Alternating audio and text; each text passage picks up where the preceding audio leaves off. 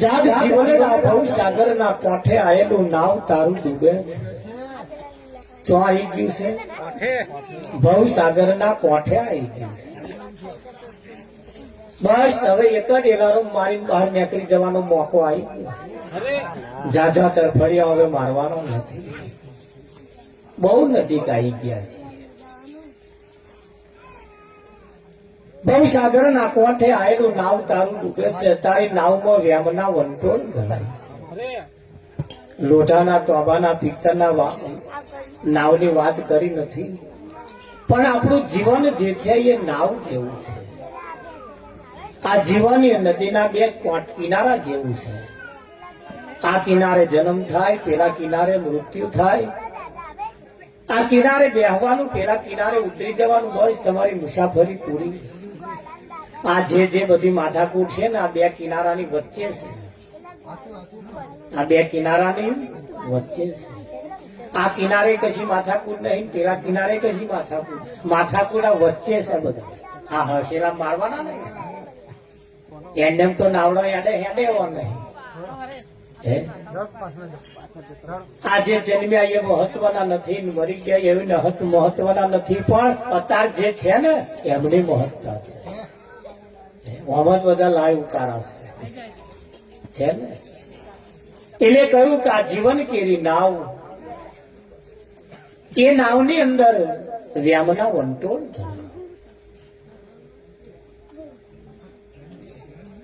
આ જગ્યા ઉપર આવીને કઈક કમાવા જેવું છે, કઈક કમાવા જેવું છે. જોજો અવસર એવો ને એવો ના જતો રહે, એના માટે કઈક કરવા જેવું છે. એક નગરની અંદર તેનો નિયમ એવો હતો, કોઈ રાજા બને એ ફક્ત 5 જ વર્ષ એને સત્તા ભોગવવાની. કેટલા વર્ષ? 5. એ રાજા બને એ 5 જ વર્ષ સત્તા ભોગવે, 5 જ વર્ષ રહેવાનું. પછી એને નગરની પ્રજાને ધક્કો મારે, એને ધક્કા મારે, ગોદા મારે, કઈક ટીખડી કરે, મશ્કરી કરે અને એને કાઢી મૂકવાનો. કાઢી મૂકવાનો ને એને નગરની બહાર એક નદી હતી, નદીની અંદર એક નાવડું હતું. એ નાવમાં બેસીને પેલા કિનારે જતું રહેવાનું. તો આગળ કશું નતું, મોટું જંગલ હતું. અને આ જંગલની અંદર હિંસક પ્રાણીઓ રહેતા હતા. કેવા રહેતા હતા? હિંસક પ્રાણીઓ રહેતા હતા.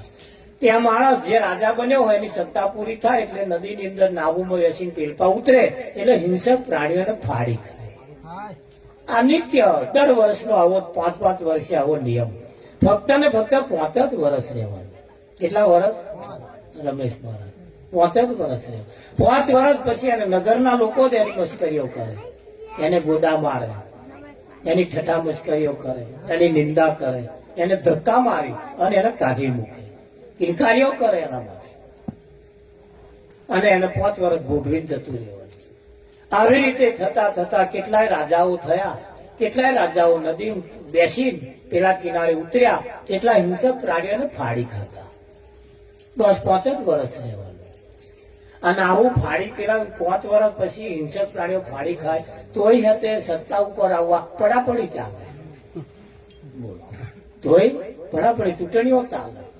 આવું ચાલે તો સમય જતા ઘણા રાજાઓ થયા, ઘણા રાજાઓ જંગલમાં જતા રહ્યા, ત્યાં એમને ફાડી ખાતા. એક દિવસ એવો કોઈ રાજા થયો રમેશભાઈ, સમજદાર વ્યક્તિ હતો, જે ભણેલો ગણેલો હતો.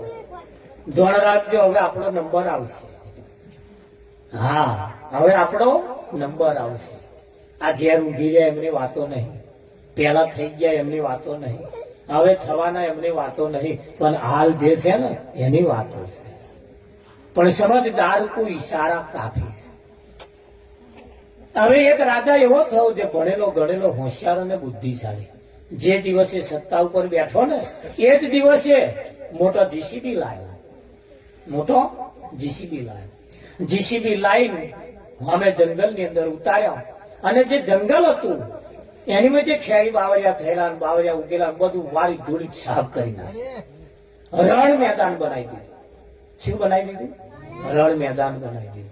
ના ખાડો, ના ટેકરો, પોટા બોટા કશું નહીં રમેશભાઈ. બસ ક્લાસ રોટો વેટર મારી પાણી છોટીનો ક્રિકેટના મેદાન જેવું બનાવી દીધું. અને પછી પેપરમાં જાહેરાત આપી દીધી કે આ જગ્યાએ મોટું નગર બનાવવાનું છે.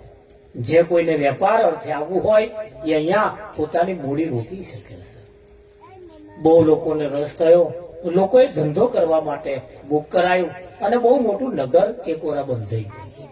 આ બાજુ નગર બંધાઈ ગયું, નગર પૂરું થયું, બધા લોકો આવી ગયા, ધંધાની શુભ શરૂઆત થઈ અને આ બાજુ અને 5 વર્ષની સત્તા પૂરી થઈ. 5 વર્ષની સત્તા પૂરી થઈ. પૂરી થવાના હારે એક જ દિવસ બાકી હતો. કેટલો દિવસ? એક જ દિવસ. એક દિવસ બાકી હતો અને એને રાજીનામું આપી દીધું કે ભાઈ હું આજે અત્યારથી હું આ સત્તા ઉપરથી દૂર થઉં. એટલે એક દિવસ રાજી બાકી હોવાને કારણે કોઈ એની મશ્કરી ના કરી શકે, કોઈ એને હાથ ના ડાળી. હજુ તો એક દાડો મારો બાકી છે. પણ નગરમાં ઢંઢેરો પીટી દીધો કે આજે હું સંન્યાસ લઉં છું, આજે આ નગરમાંથી હું વિદાય લઉં છું, હવે મારી સત્તા પૂરી થઈ. આખા નગરમાંથી લોકો ફૂલ લઈ ચોખા લઈ અને વધાવવા આવ્યા કે હારો આજ લગીને રાજા આવો પહેલો જ હોય. નહીતર તો બધાએ દાઢા પૂરા કરી જ જતા, બધાએ દાઢા પૂરા કરી જતા જતા રડતા જતા હતા. ભાઈ મને ના ઠેકડી કરશો, મારી મશ્કરી ના કરશો, મને ના કાઢી મૂકશો, આવું માજીથી કરતો હતો. અને આ બધાને કહેતો હતો bye bye bye bye bye. ખુશ થઈને જતો હતો. શું જતો હતો? જોજો આમાં નંબર આવશે આપણે. ખુશ થઈને જતો હતો. નગરના લોકો વિચાર કરે મારું ખુશ થઈ કેમ જાય છે. જતા જતા નગર પૂરું થયું, નદી આવ્યું, નાવની મહી બેઠો. નાવિકે નાવ હંકાર્યું એટલે મધદરિયે ગયો. આવો હસતો હતો.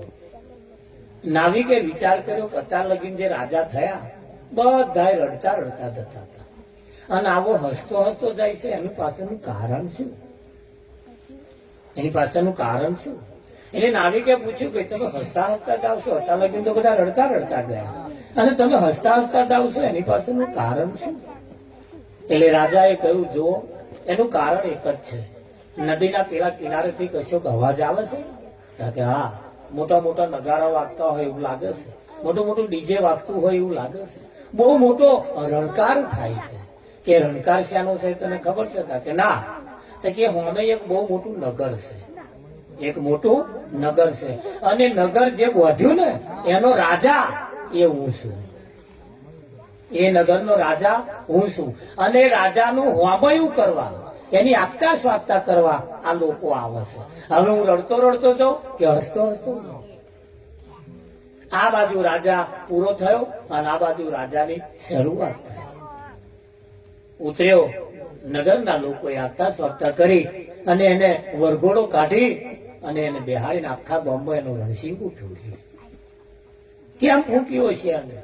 કે જે જગ્યાએ જંગલ હતું, જંગલ તો હિંસક પ્રાણીઓ રહેતા હતા, તો આગળ એને બુંડું થયું માર્યું. 5 વર્ષમાં આ જ કામ કર્યું. 5 વર્ષમાં બધી ગ્રાન્ટ યાદ વાપરી શકું ભાઈ. એ જે જંગલ હતું ને તો આ બધી ગ્રાન્ટ યાદ વાપરી. અહીં કશું વિકાસ કર્યો જ નહીં. મોટું જંગલ તો બનાવ્યું, તો આગળ પછી તો એનો રાજા એવો બન્યો. બોલો હસતો જાય કે રડતો? આપણે કેવું છે? હજુ તો આપણા પેલા કિનારે બાવૈયા, હજુ તો આપણા જંગલ ઉભો છે અને જંગલને સાફ કરીશું ને રડતા જવાની જરૂર નથી.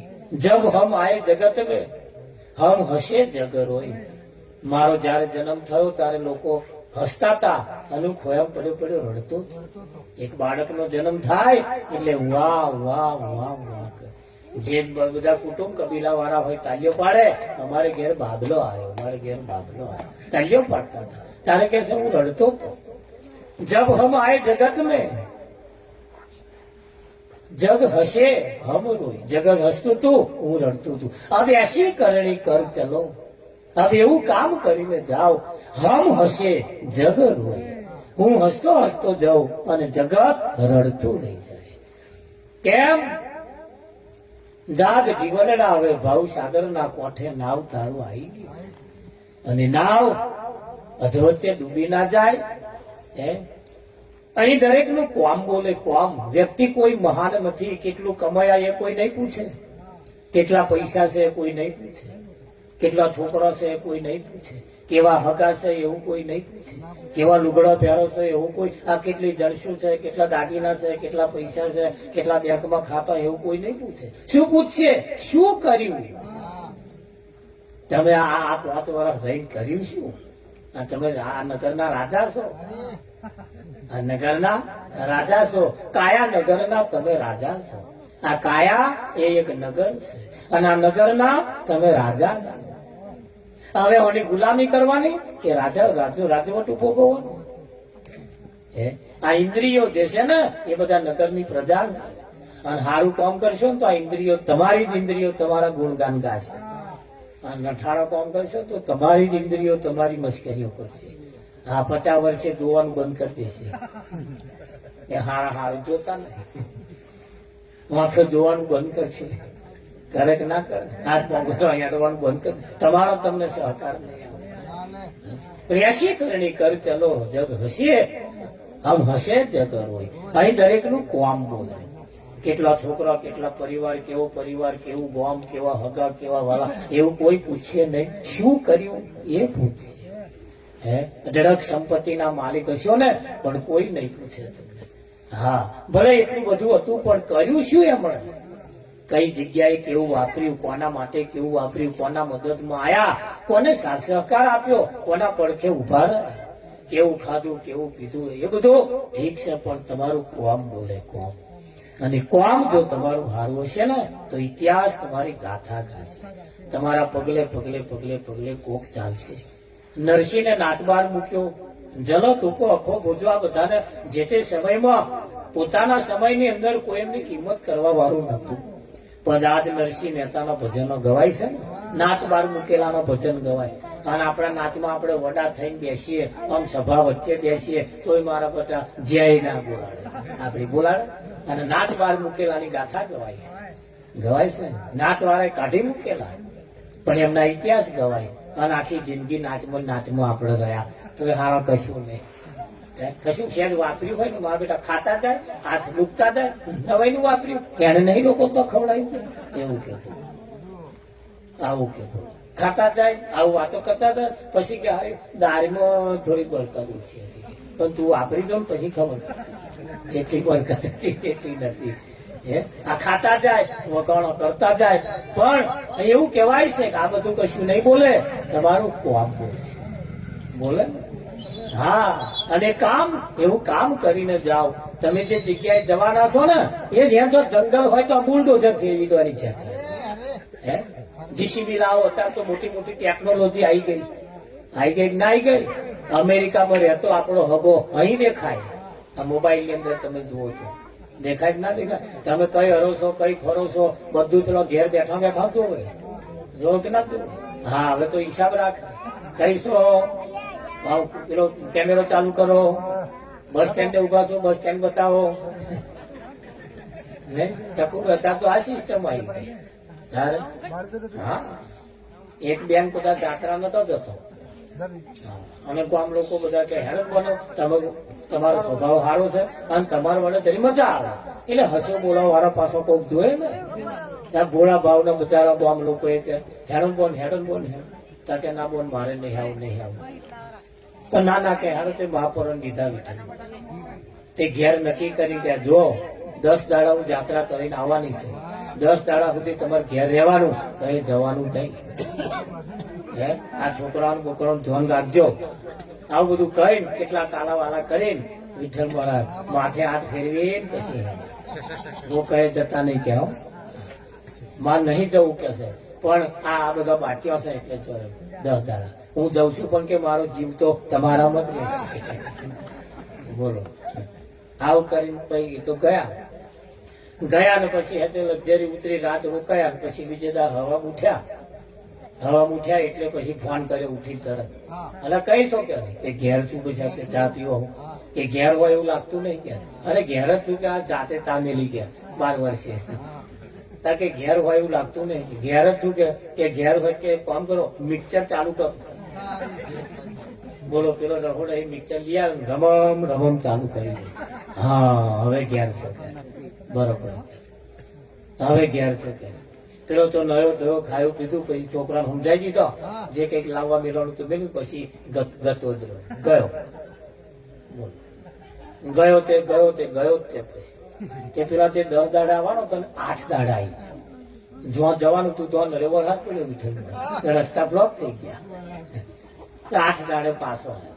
પેલા બોન 8 દાડે આવી ગયો, બધી લક્ઝરી ભરીને બધું આવી ગયો. 8 દાડે આવી ગયો, વહેલા ઘેર આવ્યા હતા, પેલા ઠેકાણું જ નહીં. એમના છોકરા પૂછ્યું કઈ ગયા હતા પપ્પા? કે એ તો મમ્મી તું ગઈ ને, એક જ રાત રહ્યા. પછી હવા ચા બા પી નાસ્તો કરી, પછી મિક્સર પેલું ઠેલી ઘાલીને ગયા.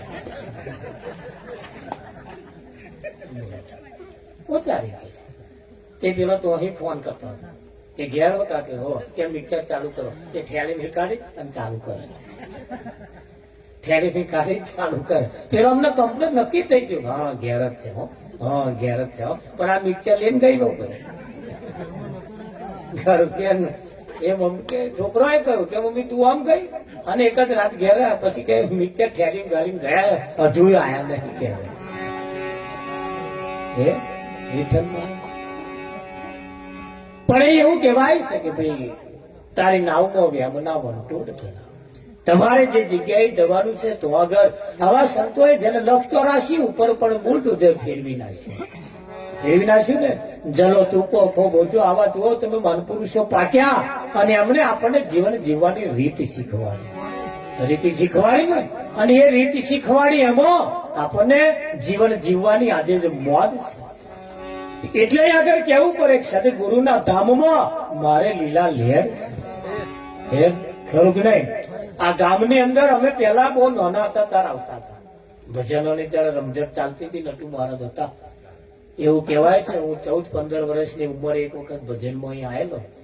એ પછી તો આજે જ આવ્યો, લગભગ 14-15 વર્ષની ઉંમરે ડાકોર થી રોણિયા રાતે હેડીને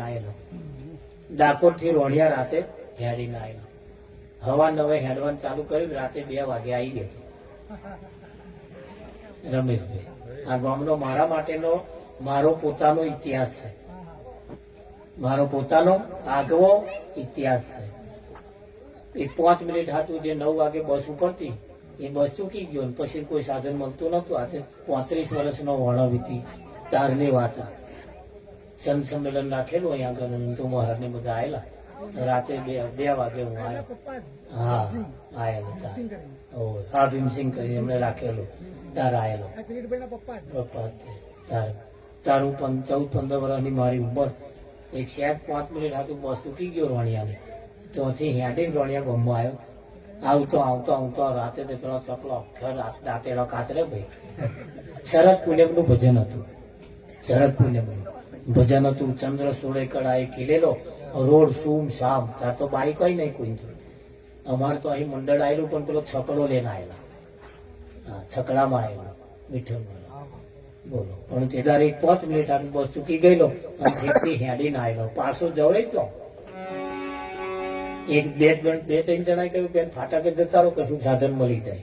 ફાટક એવું બોલ્યું તો ફાટક વાળા કે હેડવાનું ચાલુ રાખો, કાલસર લગીને પોકો, કશું સાધન મળે.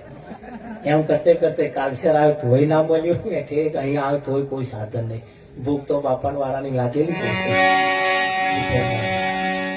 થાર નટુ મહારાજ થાર બોલતા હતા, રમણ મહારાજ એટલા વાગે આવ્યો.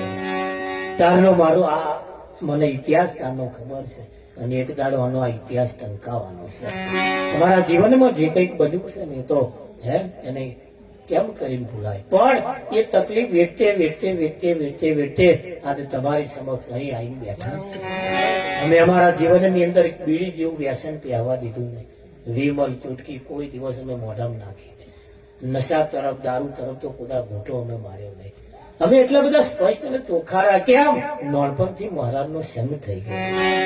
હા, આ તમારા બધા છોકરીઓ તો અમારે નાની અમે જોડેલો, મેં બધા નાની બધી છોકરીઓ આજે અમને એમ જોઈએ ને તેમ થાય કે હા કેટલો બધો મોટો થઈ ગયો બધો. હા, આ ઓડ સમાજ બધો એવા વૈતરો કરે, રાતે 3 વાગ્યાનો ખણમ ટ્રકો ભરે ભાઈ. આ તો અત્યારની વવલ લેર છે. હા, કેદારને તો ભાઈ આ બધા બિચારા વૈતરો એટલું કરે નહીં, કમર તોડ મહેનત મજૂરી કરતા હતા. આજના છોકરા આ મોબાઈલો રમતા થઈ ગયા બધા નહીં. રમેશભાઈ પણ એ પરિસ્થિતિ જે તે સમયની હતી. આ વૈતરું કરનાર વર્ગ આજે મને ગર્વ થાય કે હારું કઈ પહોંચી ગયા.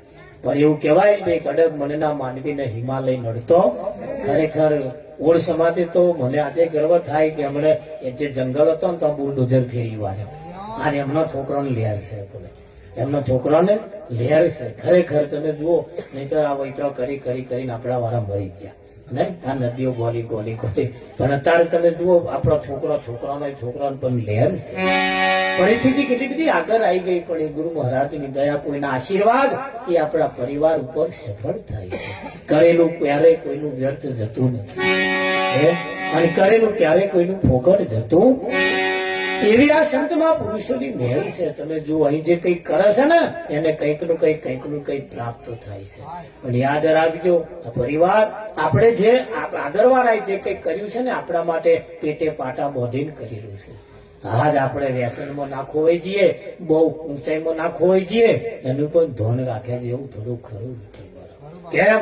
એ સમય એ તો ભૂલી જવાય એવો નથી. જેને જે કંઈક વેઠ્યું છે ને એ તો ખબર પડે. એ રાત અમે જે ભજન કરવા જતા આયેલા હેડી નાયેલા ત્યારે અમને પગે માથે પગે જતી રહી. હા, ત્યારે તો વિઠ્ઠલ મહારાજ આટલો બધો સાધન નહીં. આ વાણિયા ગામમાં 9 વાગે બસ આવે ને હવા 5 વાગે જાય. એવી પરિસ્થિતિમાં પણ આજે અમે જગ્યા ઉપર પહોંચેલા અને આજે મહારાજે મહેર કરી છે. અને એટલે કેવું પડે, સદગુરુના ધામમાં મારે લીલા લહેર છે, મારે મોજ છે નહીં. અને એટલે કહ્યું છે, આજનો લાવો લઈએ રે કાલ કોણે નહીં છે.